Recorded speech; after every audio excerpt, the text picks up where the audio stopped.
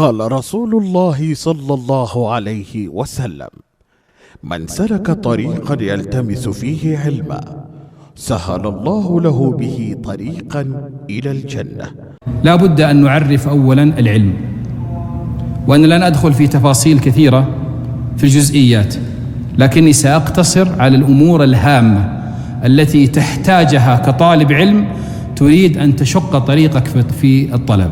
حينما نتكلم أيها الأحبة عن هذه المسائل ونبين جملة من هذه الأحكام فإنها واجبة وجوبا عينيا على المسلم، لأنها من أحكام العبادات.